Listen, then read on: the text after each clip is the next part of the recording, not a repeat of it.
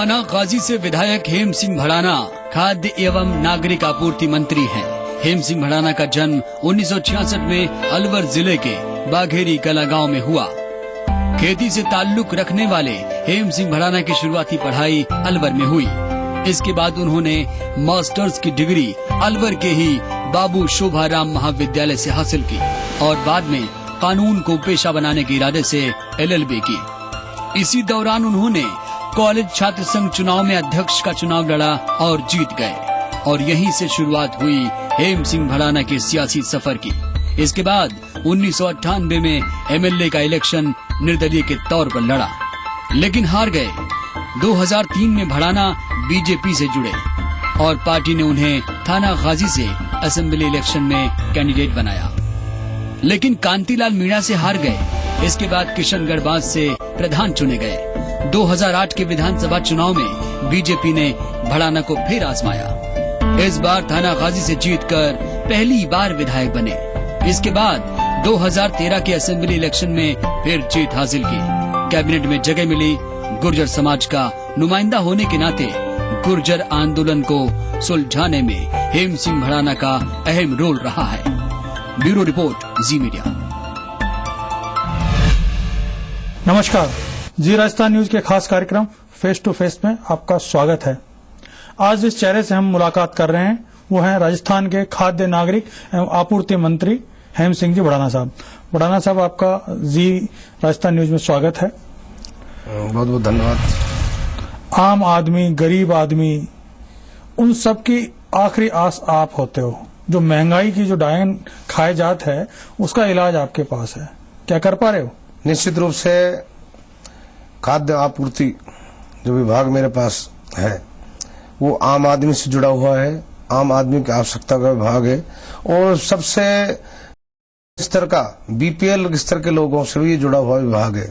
मेरा प्रयास ही नहीं, लगातार मिशन भी है कि आम व्यक्ति को, आम उपभोक्ताओं को उनका अपेक्षित जो हक है वो उनको मिलना चाहिए। जो जितनी मात्रा में उनको रसद मिलना चाहिए, सुनिश्चित रूप से बिना डाइवर्जन हुए, बिना इधर उधर हुए और सीधा उसी तक पहुंचे। मेरी सबसे पहले यही प्राथमिकता है। लेकिन साहब, आपके डिपार्टमेंट का जो सबसे महत्वपूर्ण काम है वो PDS सिस्टम है और PDS सिस्टम राजस्थान ही नहीं पूरे देश में क्लैप्स है। राजस्थान के अंदर हालात भी बहुत अच्छे नहीं है। दुकानें हैं तो खुलते नहीं, खुल गई तो माल नहीं, माल आया तो काला बाजार में चले गया। हालात, गरीब को, BPL को माल नहीं मिल पा रहा। सब कुछ ऐसा नहीं जैसा आप फरमा रहे हैं। निश्चित रूप से कहीं न कहीं सिस्टम में, कहीं न कहीं हर विभाग में थोड़ी बहुत खामियां रहती हैं, लेकिन हमारा विभाग में कि PDS का माल सुनिश्चित पहुंचे, इसके हर स्तर पर नियम बने हुए हैं। जैसे ही PDS GSS से माल उठेगा, वो माल उठ करके सीधा वो जाएगा PDS के। PDS पर जाने के बाद भी वहां पर एक कमेटी बनी है जो कि ग्राम पंचायत लेवल पर वहां का सरपंच वेरीफाई करता है, वहां का BLO वेरीफाई करता है और वहां का अन्य जनप्रतिनिधि उसको वेरीफाई करें। ग्राम सेवा सहकारी सेक्रेटरी सचिव भी उसको वेरीफाई करके इतना माल यहाँ पर स्टॉक में पहुंचना चाहिए था, वो निश्चित होता है। और इसका पखवाड़ा है 10 तारीख से और 24 तक सुबह से 10 बजे से 5 बजे तक निश्चित रूप से PDS दुकान खुलने के निर्देश हैं। उसके बावजूद भी अगर कहीं दुकान बंद मिलती है या अनियमितता पाई जाती है तो हमारी संबंधित जो एजेंसी है, हमारा EO, EI और DSO सबके इंस्पेक्शन के निश्चित दिन दिए हुए हैं। एक महीने में 10 दिन इंस्पेक्शन करेगा DO, आपके DSO, जिसको 7 दिन सुनिश्चित किसी ग्राम पंचायत में रात्रि विश्राम का भी है। 15 दिन EO और EI के हैं, वो भी इंस्पेक्शन करके सुनिश्चित देंगे। मैंने इन PDS दुकानों को चेक किया, इतनी आपूर्ति हुई, इतनी कमियां भी थी। ये सब है, उसके बावजूद आए दिन निजी गोदामों में PDS का गेहूं मिलता है। आए दिन PDS के जो बोरियां हैं गेहूं की वहां पे मिलती है। निश्चित रूप से आटा मिलें, आज राजस्थान की हकीकत है कि जितनी आटा मिले हैं उसमें 30 से 40% गेहूं की सप्लाई PDS का सब है, जो कि काला बाजारी होकर पहुंच रहा है। ये आपका कहना है, लेकिन मेरा जो तर्क है, जो मैंने देखा है कि जहां जिस तरह की आप संभावना या शंकाएं होती है कि वहां पर वो माल नहीं पहुंचा या माल का ब्लैक कर दिया, तो निश्चित रूप से आटा मिलों में PDS का गेहूं जा रहा है कि नहीं जा रहा है? मेरी जानकारी में ऐसा आज तक कोई आया नहीं, और जहां आता है तो निश्चित रूप से खिलाफ कार्रवाई करते हैं। इस सिस्टम को ठीक कैसे करें? बीपीएल को गेहूं मिल जाए, बीपीएल को समय के ऊपर वहां पर केरोसिन मिल जाए, यह व्यवस्था ठीक, एक जिसको कहते हैं कि फुल प्रूफ योजना बने कैसे? सारी दुनिया अब ऑनलाइन हो रही है, स्मार्ट कार्ड का टाइम आ गया है। होता यह है कि साहब एक एक राशन की दुकान के पास में आपने 600-500 कार्ड दे दिए, उसमें से एक्चुअल जो कंज्यूमर है वो मुश्किल से उसका 20% होते हैं, बाकी के लोग उस सुविधा का उपयोग भी नहीं करते। उन 20% को भी माल ईमानदारी से पहुंच जाए, उसके लिए कहीं ना कहीं आपको सिस्टम के अंदर चेक एंड बैलेंस और उसके अलावा जो आधुनिक तरीके हैं, जो ऑनलाइन सिस्टम है, जो सॉफ्टवेयर है, उनके माध्यम से कहीं कुछ कंट्रोल और मैनेज चीजें हो पाएंगी। बिल्कुल हो पाएंगी। हमारी जवाबदेही है कि 5 केजी पात्र व्यक्ति को पर यूनिट मिले। जब से एनएफएस लागू हुआ है, अक्टूबर 2013 में लिया, हालांकि पूर्ववर्ती सरकार ने एनएफएस को बहुत जल्दबाजी में लागू किया, जिसके अंदर करीब 85 और 90 लाख के लगभग वो यूनिट बढ़ गई, जो कि 53% तो शहरी ग्रामीण आबादी को हम देने का केंद्र सरकार को खाद्य सुरक्षा कानून की जिम्मेदारी आप ही लोगों के कंधे है। 70%, 69.9%, 70% है ग्रामीण क्षेत्र को देने के लिए। उसके विपरीत या 85 लोग बढ़ गए, तब हमने उनको डिडुप्लीकेशन और पात्रता की श्रेणियों को चयन कराया। आज करीब 40,000 एक्सेस है, 45,000 पात्र व्यक्ति थे, उसके अंदर उससे निकाला गया। लगातार इसका काम जारी है। पहले जो 2.5 और 3 किलो मिलता है, आज मैं दावे से कह सकता हूं पूरे राजस्थान में शहरी क्षेत्र में 5 केजी पर यूनिट उस व्यक्ति को, पात्र व्यक्ति को मिल रहा है। इसमें 2 ही श्रेणियां हैं, एक पात्र श्रेणी और अंत्योदय। अंत्योदय को मिलता है 35 केजी पर, और उसको पात्र को 5 केजी पर यूनिट। शहरी क्षेत्रों में 5 केजी पर यूनिट दे रहे हैं, और ग्रामीणों में भी हमारा प्रयास है कि अगस्त तक हम 5 केजी पर यूनिट पूरे राजस्थान में दे पाए। एक इसके लिए खाद्य सुरक्षा योजना के जो फंड्स थे, उसको लेकर के भी लगातार केंद्र और राज्य के बीच में विवाद चल रहा है कि कौन अफोर्ड करेगा इतना। वो सारी चीजों को अगर आप व्यवस्थित अगर आप कर पाए, केंद्र के साथ ठीक ढंग से आपका तालमेल हो। दूसरा, आप लोगों तक जो क्वालिटी आती है माल की, वो क्वालिटी भी सब बड़ी पुअर क्वालिटी आती है। खाद्य निगम आपको जिस प्रकार का गेहूं बेचता है, वो कई जगहों पर तो जानवर भी नहीं खाते, जो बरसात में रोक दो। ऐसा है, हमारी चेक एजेंसी है, उसके माध्यम से ही उसको चेक करने के बावजूद ही हम उस माल को लेने का निश्चित है। अगर कहीं गलत माल आए तो उसको वापस लौटाने का प्रावधान है। 100% शुद्ध माल की गारंटी का माल ही हमारे यहाँ पर आता है। सड़े हुए या गले हुए माल की व्यवस्था नहीं। हाँ, ये जरूर है किसी गोदाम में टपकन की वजह से, सीलन की वजह से, भारी होने से कहीं इस तरह की व्यवस्थाएं देखने को मिलती है। लेकिन हमने सुनिश्चित किया है कि इस उठाव से लेकर पहुंच तक माल का डाइवर्जन नहीं हो, और पूर्णतः क्वांटिटी, जितनी अपेक्षित क्वांटिटी वहां तक पहुंचे। अब इसके अलावा सर एक चीज और है जो कि लगातार इसके लिए खाद्य नागरिक आपूर्ति मंत्रालय चर्चा में भी रहा है और उसकी सराहना भी होती रही, वो शुद्ध के लिए युद्ध। आम आदमी जो बाजार से खरीद रहा है वो भी शुद्ध होना चाहिए, बहुत बड़ी जिम्मेदारी है और ये आपके डिपार्टमेंट की है। क्या इस काम को आप कर पा रहे हो? शुद्ध के लिए युद्ध एक अभियान पूर्ववर्ती सरकार ने चलाया था, लेकिन हमारी सरकार ने शुद्ध के लिए युद्ध नहीं, अशुद्ध के लिए युद्ध, अशुद्ध को शुद्ध करना। और विभिन्न पदार्थों में जैसे मावा है, आटा है, मसाले हैं, इनमें अगर कहीं मिलावटी पाई जाती है तो निश्चित रूप से इंस्पेक्टर, फूड इंस्पेक्टर जाता है। छापे पड़ने बंद हो गए। पहले रोज पढ़ते थे, सुनते थे, आज की तारीख में वापस जो मिलावटखोर हैं वो उसी तरीके से सक्रिय हैं। उसी तरीके से घी की नकली फैक्ट्रियां, उसी तरीके से घी नकली मसाले की फैक्ट्रियां चालू हो गई। कोई अभियान नजर नहीं आ रहा, कोई सक्रियता नजर नहीं आ रही। अभियान नहीं, ये तो डिपार्टमेंट का सतत कार्य है, जो ऑनगोइंग कार्य है, जो हमेशा रूटीन में होना रहना चाहिए। शुद्ध के लिए मान लो 15 दिन के लिए क्या, 15 दिन ड्रॉप कर देते, 15 दिन कुछ भी करें, लेकिन नहीं, 30 के 30 दिन महीने के अंदर संबंधित इंस्पेक्टर है वो जाए वहां पर, और जिस भी फर्म के खिलाफ नमूने ले, सैंपल भरने के बाद सैंपल भरने लेबोरेटरी में जाता है, और उसके बाद वो गलत पाया जाता है तो उसके खिलाफ कार्रवाई करने की प्रक्रिया है। और जहां भी इस तरह की जानकारी में आते तुरंत प्रभाव से हम उस पर कार्रवाई करते हैं। चलिए साहब, भड़ाना साहब से शुद्ध के लिए युद्ध वाले मुद्दे के ऊपर चर्चा जारी रखेंगे। अभी रुक रहे हैं एक छोटे से ब्रेक के लिए।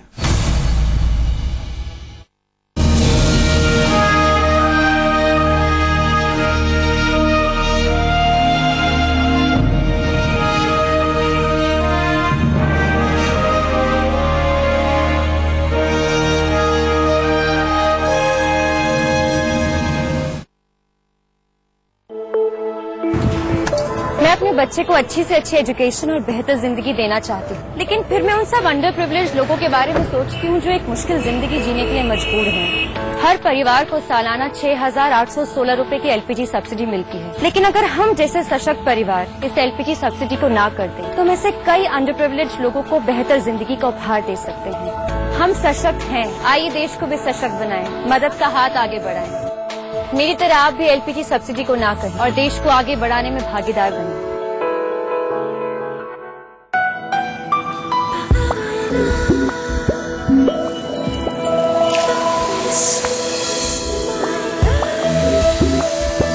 Own the bliss and fall in love. Prayag.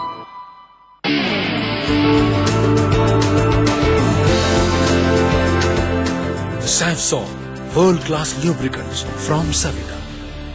When I was 5 months pregnant, I started using bio oil for stretch marks. I have to say, if I'd known about it before, I would have started using it earlier. I've been really impressed with the results.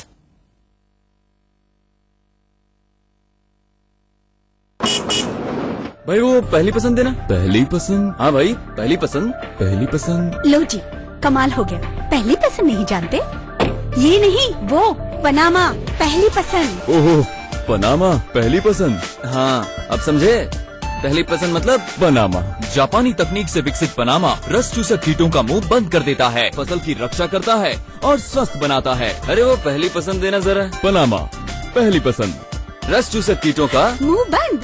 Shekhawati Group of Institutions Seeker approved by AICTE and affiliated to RTU Kota। एक ऐसा college जहां पर आपको मिलेगी 100% campus placement की सुविधा। अभी तक 1800 से ज्यादा विद्यार्थियों का प्लेसमेंट, 150 से ज्यादा कंपनियों से tie up, well experience staff, HD labs, wifi campus, personality grooming session, वर्ष पर्यंत विभिन्न गतिविधियों का आयोजन, विश्वविद्यालय मेरिट्स और औद्योगिक भ्रमण। कॉल 9828390267 और 9414039303। प्रेमिका बहुत टेस्टी है, लेकिन इससे मैं नेहा को कैसे हराऊंगी? नेहा से तेज भाग कर।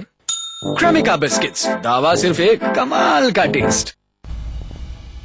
बढ़ाना जी, शुद्ध के लिए युद्ध का जो मसला है उसमें सब काम करे कौन? आपके पास तो इंस्पेक्टर्स तो है नहीं, न आपके पास लेबोरेटरीज है। हालात ये हैं कि रेगुलर अगर बेचारा फील्ड में जाने लगे तो ऑफिस का काम छूट जाए, ऑफिस का करे तो फील्ड में नहीं जाए। लोग ही नहीं है साहब, भर्तियां आपके यहाँ निकल नहीं रही, आपके यहाँ टेक्निकल लोग नहीं, लेबोरेटरीज नहीं, कैसा परिणाम आएगा? 3-3 साल में जांच की रिपोर्टें आती है। जो भी संबंधित इंस्पेक्टर है और जितना भी उसका एरिया है उसकी जवाबदेही उस एरिया में अपने समय अनुसार। स्टाफ तो कम है, बढ़ाने की जरूरत है। निश्चित रूप से संसाधन कम हो, लेकिन संसाधन कम होने से हम इस जवाबदेही को हम नहीं कर सकते कि यहाँ संसाधन नहीं इसलिए हम जांच नहीं करा सकते, जाने में समर्थ है। जितने भी संसाधन है उसका पूर्ण रूप से उपयोग ले, और जो भी इंस्पेक्टर का जितना भी एरिया पड़ता है, फूड इंस्पेक्टर वो अपने एरिया में जाकर के निरीक्षण करने के निर्देश देते हैं। और लेबोरेटरियों की आप बात बता रहे हो, निश्चित रूप से सब जगह नहीं, अभी तक तो बढ़ाना जी हम लोग चलिए सोचते थे कि हलवाई की दुकान से लाई चीज खराब होगी, अब तो सब मल्टीनेशनल कंपनियों का माल भी गड़बड़ निकल रहा। मैगी का उदाहरण है, सारे पैक्ड फूड को भी लेकर के आप लोगों को सक्रिय, आपके डिपार्टमेंट को सक्रिय होना पड़ेगा। मैगी जैसे नेशनल जैसे इतने बड़े ब्रांड को एक छोटे से फूड इंस्पेक्टर ने उत्तर प्रदेश के ने हिला के रख दिया, देश से भगा दिया। क्योंकि इस देश के अंदर जो मानदंडों का इशू है वो बड़े साहब हमारे यहाँ क्वालिटी के लिए चिंता ही नहीं करती। जो बाहर की कंपनियां हैं उनको लगता है कि हिंदुस्तान में तो कुछ भी खिला देंगे, खा लेंगे। आपकी जिम्मेदारी है साहब कि इस प्रकार की जो बाहरी की कंपनियां हैं उनके खिलाफ सख्ती से अभियान चले, उनकी सैंपलिंग। और जैसे मैगी के साथ कार्रवाई हुई कि वो हमारे बच्चों को जहर खिला रहा था, बाकी के ब्रांड्स के साथ में भी हो, चाहे वो ठंडा हो और चाहे वो बाकी के उत्पाद हो, उनके खिलाफ भी आपकी तरफ से जांच हो और सही पाए जाने पर ही देश में वो उपयोग में आए। चाहे मिलावटी कोई भी सामान हो, नकली कोई भी हो, इसके लिए आवश्यकता है समाज को जागरूक होने की। विभिन्न सामाजिक संगठनों भी इस बात को रहे कि हम असली सामान ही खरीदें, मिलावट का नहीं खरीदें। और इसमें एनजीओ की अपनी भूमिका है, आप मीडिया की बहुत अच्छी भूमिका रहनी चाहिए और आम जन की जवाबदारी है इसमें तो कि। और हमारा क्योंकि अधिकारी हमारे विभाग का है तो निश्चित रूप से अधिकारी को जो सूचना मिलेगी या कहीं आशंका होगी या किसी भी जागरूक नागरिक द्वारा ये दर्शाया जाएगी उस दुकान में उस व्यक्ति के पास मिलावट है या उसका संदेह है, तो उसको जाकर चेक करेगा, जाकर चेक करके उस खिलाफ कार्रवाई करने का प्रावधान है। ये तो आपके विभाग की बात हुई। उसके अलावा अब राजस्थान के लिए हमेशा से पिछले लगभग 7-8 साल से एक ज्वलंत मुद्दा है गुर्जर आरक्षण का मुद्दा। आप उसी समुदाय से आते हैं और गुर्जर आंदोलनकारी और सरकार के बीच में एक सेतु का काम भी कर रहे हैं। अभी पटरियां रुकी, वापस वार्ता हुई, अब क्या स्थिति चल रही है? सम्माननीय मुख्यमंत्री जी की मंशा के अनुरूप और मुख्यमंत्री जी की स्वयं को भी है कि सभी समाजों को उनका हक मिले। गुर्जर समाज ने भी अपनी एक मांग रखी थी जो बहुत लंबे से मांग थी, और इस बार उन्होंने आंदोलन रखा। तो मुख्यमंत्री जी के निर्देशानुसार हमने, चूंकि मैं समाज का नुमाइंदा भी हूं और सरकार का मंत्री भी हूं, तो समाज रूप से भी और सरकारी रूप से भी जैसे जो संभव विधि सम्मत हो सकता था, और जो समाज के आरक्षण के नेताओं की या जो आंदोलनकारियों की थी जो मांग थी, उनका अनुरूप उनका एक दिमाग एक भ्रम था कि जो 5% एसबीसी का और 14% इकोनॉमिक आधार पर जो बेस है, जिनको संयुक्त बिल था, कि उनको हम अलग अलग कराते हैं। मुख्यमंत्री जी ने निर्देश दिया सेम अगर इस तरह का दोनों बिलों को अलग अलग लाएं, अलग अलग पास कराएं और मांग को बहुत सही तरीके से सॉर्ट आउट किया है। पहला बार ऐसा समझौता कब एक्ट आ जाएगा ये और कब लागू हो जाएगा? गुर्जरों के बच्चे कब अपने आरक्षण के जरिए सरकारी नौकरी में आएंगे? देखो, ये एक्ट का लाने का जब भी विधानसभा सत्र आउट होगा, अभी जो हमारा संभावित जब भी सत्र होगा, उसी सत्र में इसको लाया जाएगा। एक चीज और है साहब, गुर्जर आंदोलन के कारण से जो लगातार नुकसान हुआ, हाई कोर्ट भी उसको लेके नाराज है, और जिस तरीके से आंदोलन होता है कि पटरियां उखाड़ी जाती है, लोग मारे जाते हैं, अब आगे तो ऐसा कोई दृश्य देखने को नहीं मिलेगा ना। आंदोलन कोई भी हो, आंदोलन जन हानिकारक नहीं होना चाहिए। आम जन को ऐसी सुविधा हो, ऐसा आंदोलन कोई आंदोलन नहीं होना चाहिए। और ऐसा आंदोलन अपनी बात को, कोई भी सामाजिक संगठन है, चाहे कोई कर्मचारी संगठन है, चाहे और भी समुदाय है, अपनी सरकार को बात रखने के लिए, अपनी बात मनवाने के बहुत सारे इस तरह के हैं जो सरकार तक बात पहुंचे और सरकार उसको गंभीरता लेकर सोर्स आउट करती है। अगर इस तरह का कोई होता है आंदोलन का कि आम जन को परेशानी होती है और सरकारी मशीनरी का दुरुपयोग नुकसान होता है और सरकारी संपत्ति को नुकसान होता है, ये नहीं होना चाहिए। एक अभी गुर्जर आंदोलनकारियों की बड़ी मांग थी, कैसे इसको लेकर के, उसमें भी आप लोग वार्ता कर रहे हो, जो हत्याएं हुई है, जो राजद्रोह के मुकदमे लगे हुए हैं, इतने गंभीर मामले हैं साहब, कैसे सरकार वापस ले पाएगी? नहीं, जो विधि सम्मत है, कानून के नियमों के दायरे में है, नियम कानून सबके लिए बना हुआ है, और नियमों में नहीं सरकार नहीं दे पाएगी। नियमों में जो भी संभव हो सके वो करेंगे। ग्रामीण जो वास्तव में अगर हालात देखें तो गुर्जर समुदाय कई इलाकों के अंदर बहुत ज्यादा पिछड़े हालात हैं। आपने जो देवनारायण बोर्ड बनाया, अगर वो वास्तव में अगर ठीक ढंग से काम करे तो उनके लिए कुछ उपयोगिता हो पाएगी, उनके बच्चों का भविष्य बन पाएगा। सब ग्रामीण हालत बहुत खराब है गुर्जर समुदाय के। 2007 और 8 में 285 करोड़ रुपए का बजट गुर्जर समाज एसबीसी के दे करके और देवनारायण योजना के दिए सामुदायिक स्वास्थ्य खोलना, स्कूलें खोलना, ये करने का काम सामान्य हमारी मुख्यमंत्री जी ने किया था, जो आज तक भी चालू है। धरातल पे परिणाम नजर नहीं आ रहा, और यही आंदोलनकारियों की मांग थी। जब देवनारायण बोर्ड बना दिया, फंड कर दिया, लेकिन सामंजस्य नहीं है एजेंसीज के बीच में और इम्प्लीमेंट नहीं हो पा रहा। उसके लिए थोड़ा सा सरकार को सक्रिय होकर के, और जो लोग बेनिफिट जिनको होने वाला है उनको अगर साथ लेके आप काम करोगे तो परिणाम आ जाएगा। देखो, ऐसा है, इसकी समीक्षात्मक बैठक प्रत्येक महीने को होती है, जिसमें हमारे स्वास्थ्य मंत्री राजेंद्र जी राठौड़ और सामाजिक अधिकारिता मंत्री अरुण चतुर्वेदी और मैं स्वयं, हम तीनों बैठते हैं और सारी की समीक्षात्मक बैठक लेती है, और सामाजिक जनप्रतिनिधि आते हैं, वो बात रखते हैं कि इस पर लगातार मॉनिटरिंग हो रही है और जो लाभ समाज को पहुंचना चाहिए। सरकार की मंशा है कि जो भी योजनाएं समाज के लिए हों, आम जन के लिए हों, आम व्यक्ति के लिए हों, उस योजनाओं की क्रियान्वयन होकर वहां तक पहुंचे। अगर फिर उसमें भी कहीं बीच में खामियां हैं तो उनको सुधारने का काम हम कर रहे हैं। प्रधान जी, एक बड़ी और त्रासदी और है साहब कि जो भी व्यक्ति गुर्जर आंदोलन के टाइम में सरकार में होता है, गुर्जर आंदोलनकारी उसको अपना विरोधी मान लेते हैं, जबकि उनका प्रतिनिधि उनकी बात रखता है, सरकार में रहते हुए लड़ता है, और ये लोग उसको अपना विरोधी मान लेते हैं। चाहे पिछली सरकार में कलवार गुर्जर से लेकर के आप उदाहरण ले लो, और इस बार भी इन लोगों को लगाने से बढ़ना चाहिए हमारे खिलाफ। कुछ लोग कुछ तो आपके खिलाफ खड़े होने लगे। ये स्थिति बनती क्यों है? क्या केवल राजनीति होती है या वास्तव में इसमें कुछ सच्चाई है? आप लोगों से नाराज हो जाते हैं क्योंकि आप सरकार में हो? ये तो उन लोगों की सोच है, लेकिन मैं ये कह सकता हूं कि इस बार जो सरकार से समझौता गुर्जरों का हुआ, किसी भी राजनीतिक दल के व्यक्ति ने, किसी भी सामाजिक व्यक्ति ने, एक भी व्यक्ति ने इस समझौते पर टिप्पणी नहीं की, क्योंकि इस बार सरकार ने जो फैसले किए, पिछली पूरी 5 साल में 15 फैसले, पूर्ववर्ती सरकार के समय में 15 बार समझौते हुए, हमेशा उस पर खिलाफ टिप्पणी आती रही, वो सार्थक नहीं हुए, कारगर नहीं हुए। लेकिन इस बार जो समझौता हुआ, इसमें आप सब देख रहे हैं, किसी भी एक व्यक्ति द्वारा इसके रिवर्स टिप्पणी नहीं। चलिए साहब, भड़ाना साहब से हम हमारी ये चर्चा जारी रखेंगे। आखिरी सेगमेंट में जानने की कोशिश करेंगे इनके राजनीतिक जीवन और निजी जीवन के बारे में। अभी छोटा सा ब्रेक।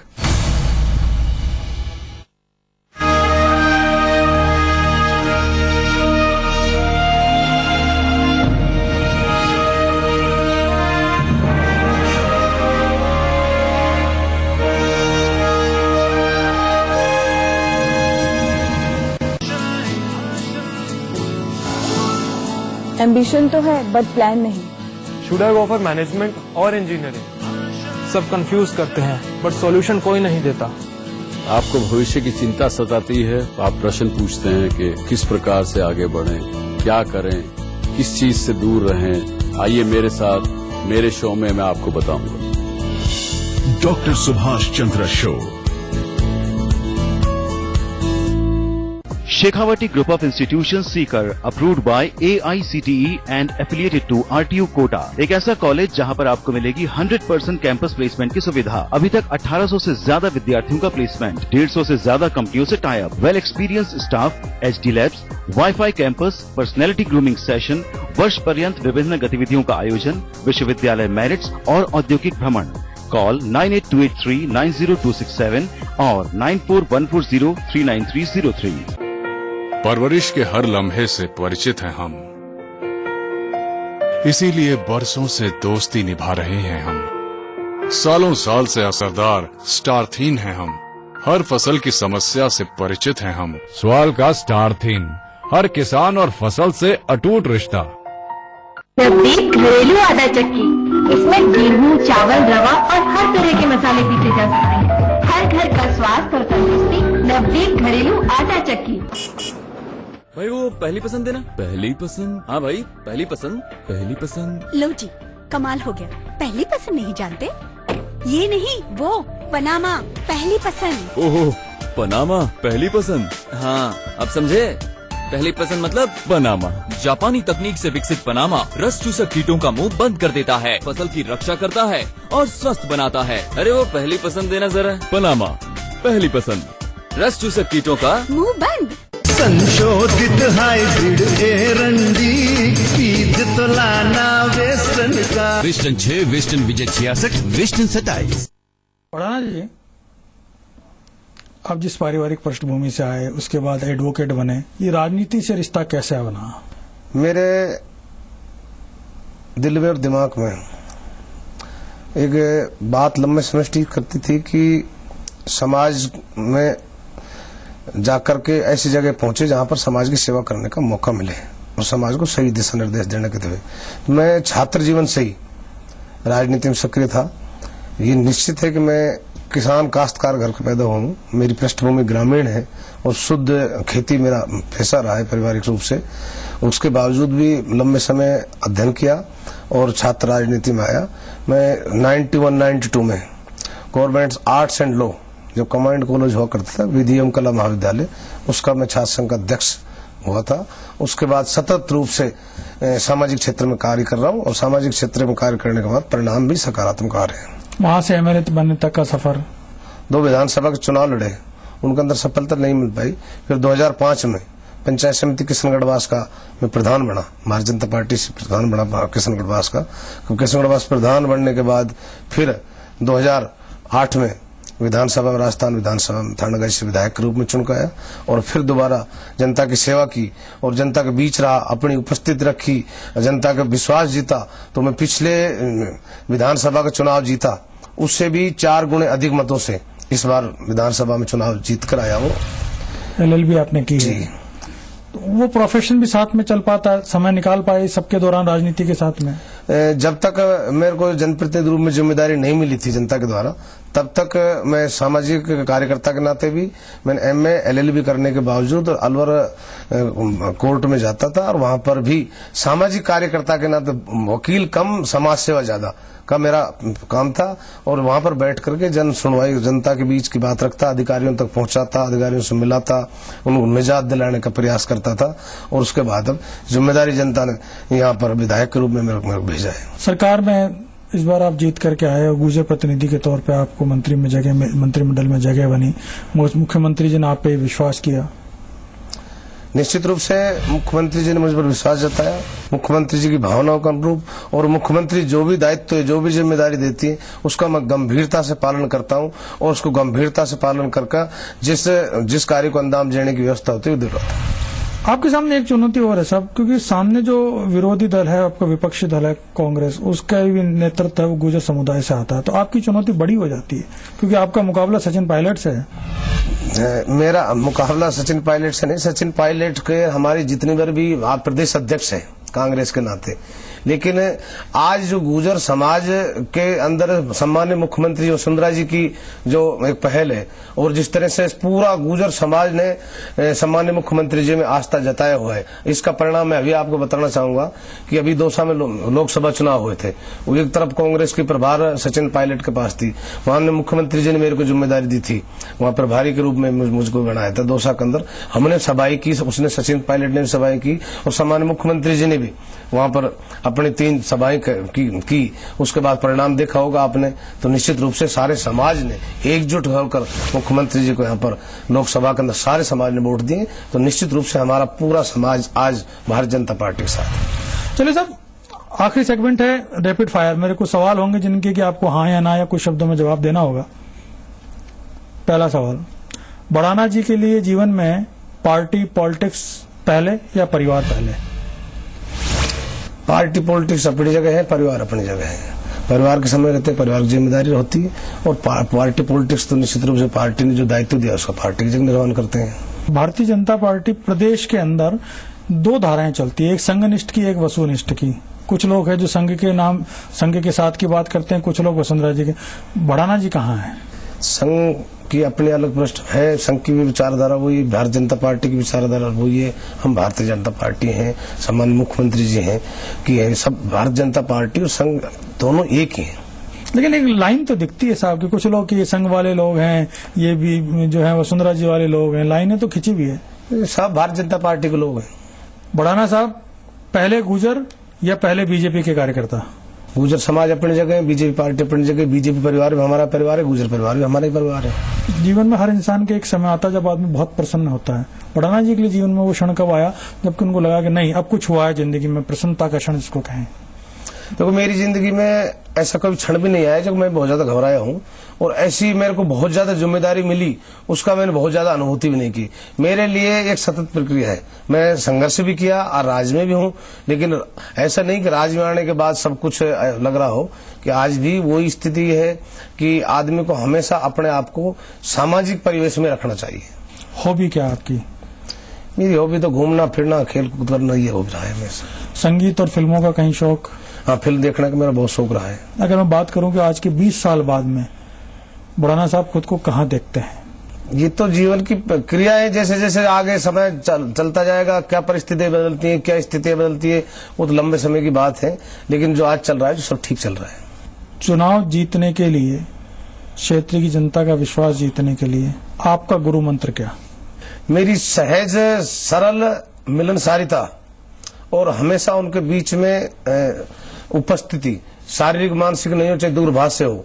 तो आज भी मेरी कॉन्स्टिट्यूंसी में मेरी उपस्थिति, चाहे मैं फिजिकली नहीं हूं, लेकिन उनका अगर संपर्क सूत्र रहता तो मेरा हमेशा उनसे संपर्क सूत्र खुला रहता है। और बिल्कुल सुबह से और शाम तक मेरे यहाँ कोई न डेकोरम है न प्रोटोकॉल है। क्षेत्र की जनता के लिए हमेशा सादगी से, सहजता से उपलब्ध रहता हूँ। उनके बीच ऐसा ही सहज भाव से मिलता हूँ जैसे उन्हीं का व्यक्ति हूँ। तो निश्चित रूप से उनका प्यार, उनका आशीर्वाद, उसका स्नेह वो मिल रहा है, मिलता है।